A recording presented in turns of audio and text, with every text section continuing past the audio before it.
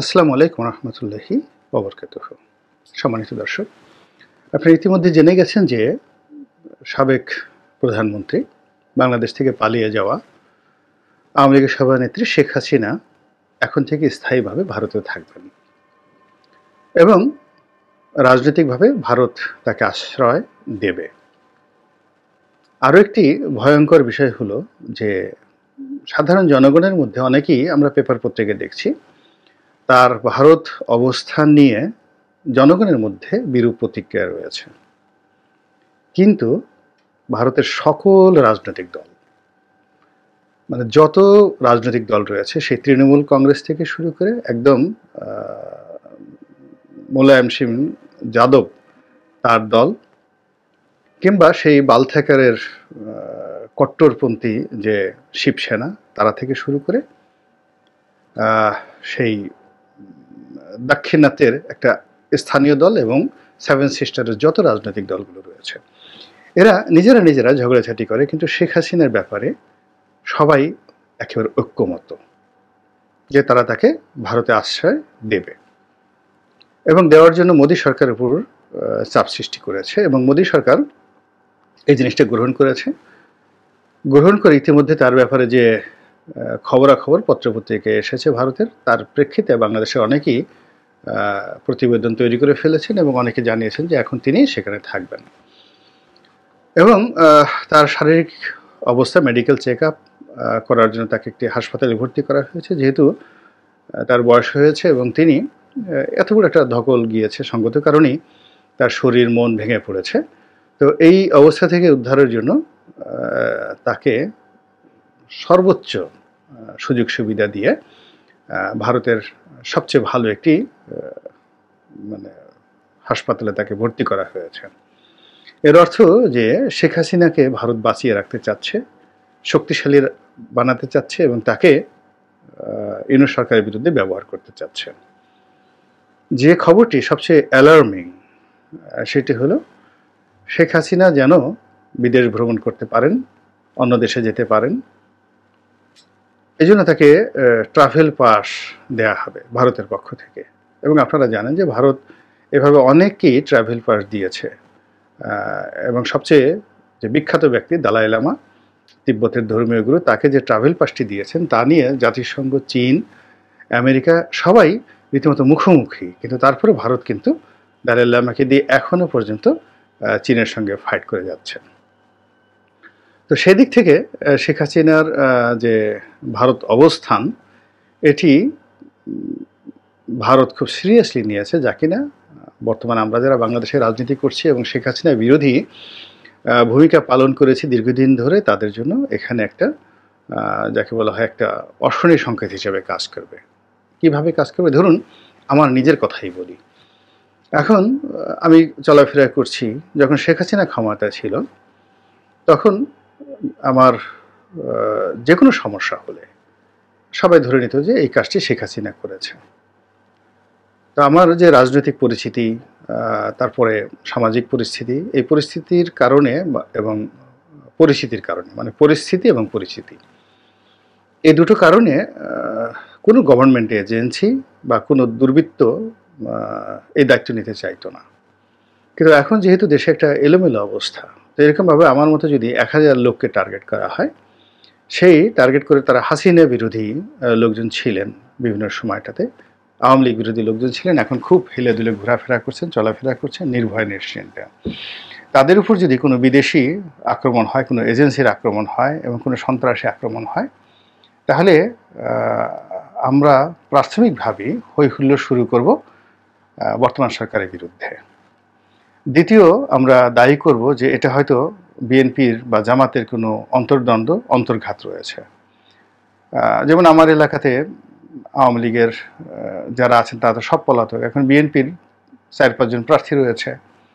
এখন আমার যদি কোনো কিছু হয় তাহলে সবাই বলার চেষ্টা করবে যে এখানে সে যাতে মনোনয়ন না পায়, এই জন্য বিএনপির যারা লোকজন রয়েছে তারা এই কুকর্মটি করেছে। এর ফলে কী হচ্ছে দেখেন, পুরো পরিস্থিতিটা জটিল হয়ে যাচ্ছে। তো এখন দেশের সাহিত্যিক, সাংবাদিক, রাজনীতিবিদ যারা খুব পরিচিত মুখ, জনপ্রিয়, তাদের মধ্যে থেকে যদি 100 বা 200 জনকে টার্গেট করে, রেড মার্ক করে কোনো বিদেশি গোয়েন্দা সংস্থা যদি তাদের যে অপারেশন পরিচালনা করে, তাহলে পুরো বাংলাদেশ কিন্তু উত্তাল হয়ে যাবে। এবং বিশেষ করে যারা এখন তরুণ ছাত্র রয়েছেন, তাদের নিরাপত্তাটা এই মুহূর্তে খুবই খুবই জরুরি, যারা সমন্বয়ক রয়েছেন। তো যেটা বলছিলাম যে শেখ হাসিনাকে ভারত আশ্রয় দিয়েছে, ইট মিনস তারা যে বর্তমান সরকার, এই বর্তমান সরকারের সঙ্গে কার্যত এইভাবে কোঅপারেশন করবে না। এবং তার অতীত কতগুলো খুব বদনজির আছে, বিশেষ করে শহীদ প্রেসিডেন্ট জিয়াউর রহমানের মর্মান্তিক মৃত্যু। সেটি হলো বঙ্গবন্ধু হত্যাকাণ্ডের পর যখন শেখ হাসিনা এবং শেখ রেহানা আশ্রয়হীন হয়ে পড়লেন, তখন শেখ হাসিনাকে কিন্তু ভারত আশ্রয় দিয়েছিল এবং অনেক আওয়ামী লীগ নেতাকে ভারত আশ্রয় দিয়েছিল।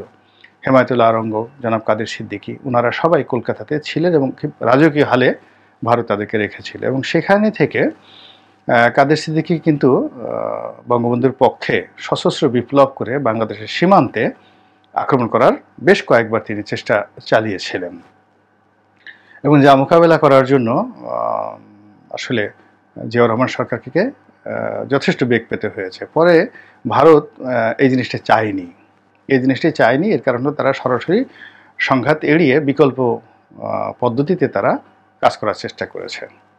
দ্বিতীয় তারা যেই চেষ্টা করেছিল পুরো সময়টিতে জিয়াউর রহমানকে, সেটা হলো একটা ধর্মীয় উগ্রবাদ চালু করার জন্য, সেন্টিমেন্টকে অ্যাগেনস্ট নেওয়ার জন্য। এবং ওই সময়টাতে জামাতে যারা নেতৃবৃন্দ রয়েছেন তাদেরকে সম্মুখ সারিতে এনে পুরো সেন্টিমেন্ট যেন পাকিস্তান বিরোধী একটা সেন্টিমেন্ট চলে আসে এবং জামাত জিয়াউর রহমানের উপর ভর করেছে, এই বদনাম দিয়ে জিয়াউর রহমানকে শেষ করে দেয়া যায়। এবং জিয়াউর রহমান এই জিনিসটা বোঝার সঙ্গে সঙ্গে তিনি মাওলানা মান্নান সাহেবকে তিনি নামিয়েছিলেন জামাতের বিরুদ্ধে, এবং এটা একেবারে অনেকটা টনিকের মতো কাজ করেছিল।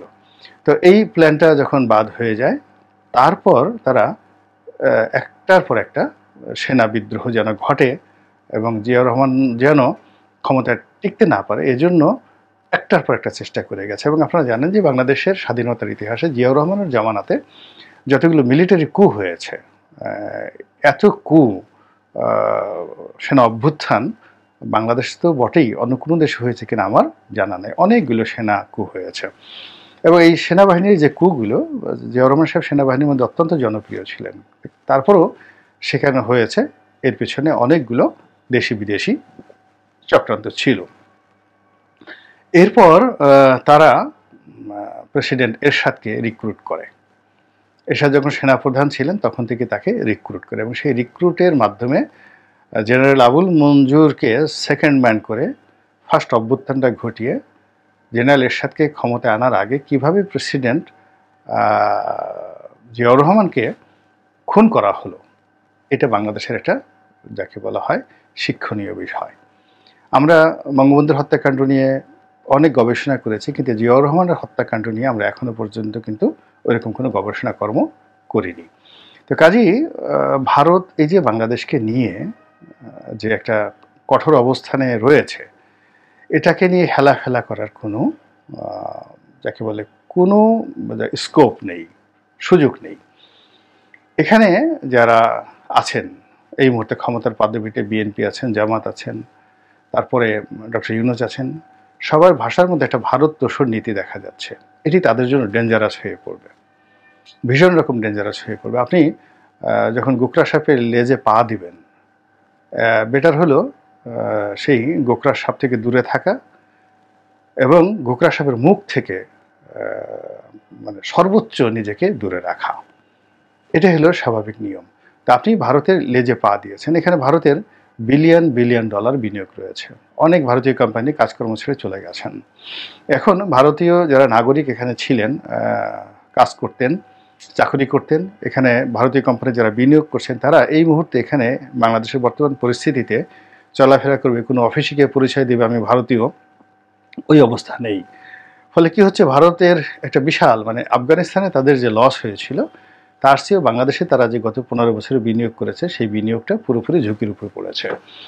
এখন সেই ঝুঁকিটাকে মিনিমাইজ করার জন্য তারা হয়তো সরকারের সাথে সম্পর্ক রাখার চেষ্টা করবে, তারপর রাজনৈতিক দলগুলোর সাথে সম্পর্ক রাখার চেষ্টা করবে। কিন্তু রাজনৈতিক দলগুলো যদি ভারতের এই ফাঁদে পা দেয় তাহলে অতীতে যেভাবে জিয়াউর রহমান সাহেব বিপদে পড়েছেন, যেভাবে বঙ্গবন্ধু বিপদে পড়েছেন, বঙ্গবন্ধুকে কিন্তু ভারত মেরেছে, তো সেই বিপদে পড়েছে। এমনকি এই যে শেখ হাসিনাকে এখন তার আশ্রয় দিয়েছে, শেখ হাসিনা নিজের মুখের কথা যে 1996 থেকে 2001 সনে ভারতের সঙ্গে তার কিন্তু সম্পর্কটা ছিল অহিনকুল সম্পর্ক।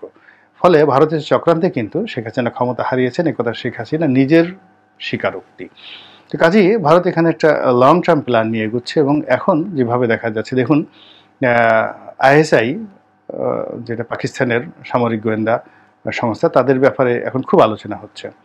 পাকিস্তানি রাষ্ট্রদূতের যে মুভমেন্ট মারাত্মকভাবে বেড়ে গিয়েছে এবং পাকিস্তানের প্রধানমন্ত্রী যেভাবে আওয়ামী লীগকে হেয় করে কথা বলছে, মুক্তিযুদ্ধকে হেয় করে কথা বলছে এবং যেভাবে বর্তমান সরকারের সাথে সম্পর্ক স্থাপন করার জন্য পারে, তো এখনই শাহবাজ শরীফ বাংলাদেশে উড়ে আসে। এই জিনিসগুলো দিল্লিকে কাঁপাচ্ছে, রীতিমতো দিল্লিকে কাঁপাচ্ছে। একইভাবে ধরুন যে চীন যেভাবে এখন ডক্টর ইউনূসের কার্যালয়, বিএনপির কার্যালয়, তারপর জামাতের কার্যালয় যেভাবে ঘোরাফেরা করছেন, এটি ভারতের ঘুম হারাম করে দিয়েছে, রীতিমতো ঘুম হারাম করে দিয়েছে। তো এর প্রেক্ষিতে ভারত সহজে এখানে তাদের অপারেশন বন্ধ করবে না, বরং তাদের অতীতের যে কোনো সময়ের সাথে এখানে তাদের লোকবল বৃদ্ধি করবে, তাদের রিসোর্স তারা এখানে ডিপ্লয় করবে এবং প্রয়োজনে তারা আরও খারাপ পথ অনুসরণ করতে পারে। আপনারা জানেন যে বঙ্গবন্ধু হত্যাকাণ্ডের পরে তারা কিন্তু এখানে সৈন্যবাহিনী পাঠাতে চেয়েছিল। তো যে কোনো কারণে হোক, জিয়াউর রহমান সাহেব কূটনৈতিকভাবে সেটি মোকাবেলা করার কারণে সেটা আর হয়ে ওঠেনি, কিন্তু তারা কিন্তু সিদ্ধান্ত নিয়েছিল। আপনি পড়ে দেখবেন সেখানে ভারতের যে বিভিন্ন ডকুমেন্ট রয়েছে, গোপন ডকুমেন্ট, সেখানে এই ভারতের সিদ্ধান্তর কথা। 2 নম্বর হলো যে তারা কিন্তু বাংলাদেশে যে মুক্তিযুদ্ধের পর তাদের যে সেনাবাহিনী তারা রেখেছিল এখানে, এটা কিন্তু তাদের মাস্টার প্ল্যান ছিল যে সেনাবাহিনী এখানে থেকে যাবে। কিন্তু বঙ্গবন্ধু লন্ডন থেকে এসে হঠাৎ করে ইন্দিরা গান্ধীকে ওইভাবে একটা কথা বলে ফেলবেন, এটি কেউ কল্পনা করতে পারেনি। ফলে মুহূর্তের মধ্যে যে রাজনৈতিক সিদ্ধান্তটা হয়েছিল শেখ মুজিবুর রহমান এবং ইন্দিরা গান্ধীর মধ্যে, এটা ইন্দিরা গান্ধীর মতো একজন প্রাজ্ঞ মানুষও মুহূর্তের মধ্যে তার সিদ্ধান্ত পরিবর্তন করতে বাধ্য হয়েছিল। ফলে এই যে বাংলাদেশ থেকে সেনাবাহিনী তারা নিয়ে গেছে বঙ্গবন্ধুর কথা মতো 17 জানুয়ারি থেকে তারা সেই সেনাবাহিনী এখান থেকে নেওয়া শুরু করেছে, এটি ভারত আসলে কখনো স্বাভাবিকভাবে মেনে নিতে পারেনি, কখনো মেনে নিতে পারেনি।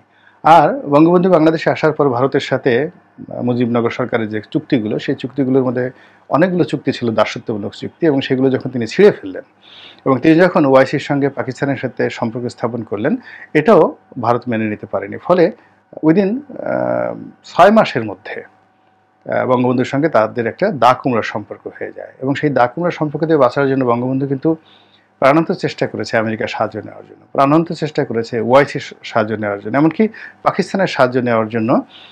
তিনি বুঝতেছেন যে ভারত তাকে মেরে ফেলবে, এই জন্য তার চিরশত্রু সেই পাকিস্তানের যে জুলফিকার আলী ভুট্টো, তাকে তিনি বাংলাদেশে এনেছিলেন। ভুট্টো বাংলাদেশে এসেছিলেন এবং তিনিও ওআইসি সম্মেলনে তিনি পাকিস্তানে গিয়েছিলেন, কিন্তু তার কিন্তু সেই শেষ রক্ষা হয়নি। তো সেই দিক থেকে আমি মনে করি ভারতকে সবচেয়ে ট্যাক্টফুলি ম্যানেজ করেছে হুসেইন মোহাম্মদ এরশাদ। কিন্তু এটাও 88 সালে 89 সনের দিকে যখন ভারত বুঝলো যে এরশাদের আর কোনো বেল নেই, এরশাদ আর টিকতে পারবে না, তখন কিন্তু তারা এরশাদকে বলতে গেলে জবাই করে ফেলে। কিন্তু জবাই করার পরেও ভারত এরশাদ এখন পর্যন্ত জাতীয় পার্টির সঙ্গে কিন্তু ভারতের যে টপ লেভেলের যে সম্পর্ক, সেই এরশাদ জমানা থেকে সেই 1982 থেকে আজ পর্যন্ত ধারাবাহিকভাবে আছে। অর্থাৎ শেখ হাসিনা বা আওয়ামী লীগকে তারা সেকেন্ড পাওয়ার মনে করে ভারত, কিন্তু ফার্স্ট পছন্দের তাদের মানুষ হলো কিন্তু হুসেইন মোহাম্মদ এরশাদ এবং জাতীয় পার্টি এবং জিএম কাদের। এবং এত কিছু দেখেন বাংলাদেশে হওয়ার পরও আমরা কিন্তু জিএম কাদের একটা পশমকেও স্পর্শ করতে পারিনি এবং প্রধান উপদেষ্টার অফিসে বারবার জিএম কাদের সাহেব সেখানে হাজির হচ্ছেন এবং প্রধান উপদেষ্টা তার সঙ্গে বৈঠক করতে বাধ্য হচ্ছেন। এই মূলত তার সঙ্গে দিল্লির যে একটা হট কানেকশন, আনইন্টারাপ্ট হট কানেকশন। তো যেটা বলছিলাম, এরশাদের পতন হওয়ার পরেও তখন ভারত যেটি করেছে সেটি হলো আন্দোলনরত সকল পক্ষের নিকটে গ্যারান্টি চেয়েছে যে এরশাদ বাংলাদেশে থাকবে এবং তাকে সেই নিরাপত্তা দিতে হবে, এবং তৎকালীন রাষ্ট্রীয়ভাবে সেই সিদ্ধান্তের প্রেক্ষিতে এরশাদকে কিন্তু পালিয়ে যেতে হয়নি। কিন্তু এবার ভারত কিন্তু শেখ হাসিনাকে বাংলাদেশে রাখতে পারেনি। এর কারণ হলো ঘটনাটা এত দ্রুত ঘটেছে এবং এখানে বিভিন্ন পক্ষ, দেশি বিদেশে, এটা প্রকাশ পেয়ে যাবে কিছুদিনের মধ্যে, এতগুলো পক্ষ এখানে জড়িত যে অনেক কিছু কারোরই নিয়ন্ত্রণে ছিল না। একটার পর একটা ঘটনা ঘটেছে, ওখানে থানা পুড়েছে, ওখানে পুলিশ মরেছে, এখানে ছাত্র জনতা আহত হয়েছে, নিহত হয়েছে, এখানে মানে যা কিছু হয়েছে এটা সব মিলিয়ে ভারত এবং আমেরিকা যারা এটা খেলছিল দীর্ঘদিন যাবৎ বাংলাদেশ নিয়ে, তাদের সমস্ত ডিকশনারি এলোমেলো হয়ে গিয়েছে। তো এরই প্রেক্ষিতে এই যে এখন যে সরকার ব্যবস্থা আসছে, এই সময়টিকে ভারত কিন্তু একটা ব্রিদিং টাইম নিয়েছে। এই ব্রিদিং টাইম নিয়ে তারা পরিস্থিতি আলটিমেটলি সামাল দিয়ে তারা কিন্তু শেখ হাসিনাকে আশ্রয় দিয়ে ফেলেছে। এতদিন পর্যন্ত আমরা শুনেছি সে বেলারুস যাবে, এটা যাবে, ওটা যাবে, কিন্তু এখন সে সেখানেই থাকবে। ইট মিনস শেখ হাসিনা এবং আওয়ামী লীগকে নিয়ে ভারতের যে মাস্টার প্ল্যানগুলো আছে, সেই মাস্টার প্ল্যানের ব্যাপারে যদি আওয়ামী লীগের যারা প্রতিপক্ষ রাজনৈতিক জামাত এবং বিএনপি, তার সঙ্গে সঙ্গে যারা এই মুহূর্তে ক্ষমতা আছেন, তারা যদি ওয়াকিবহাল না হন, অঙ্ক কষে যদি ব্যবস্থা নিতে না পারেন, তাহলে হয়তো আমরা আবার একটা নতুন ঝামেলার মধ্যে পড়ে যাব। আল্লাহ আমাদের সবাইকে হেদায়েত দান করুন এবং হেফাজত করুন। আসসালামু আলাইকুম ওয়া রাহমাতুল্লাহি ওয়া বারাকাতুহু।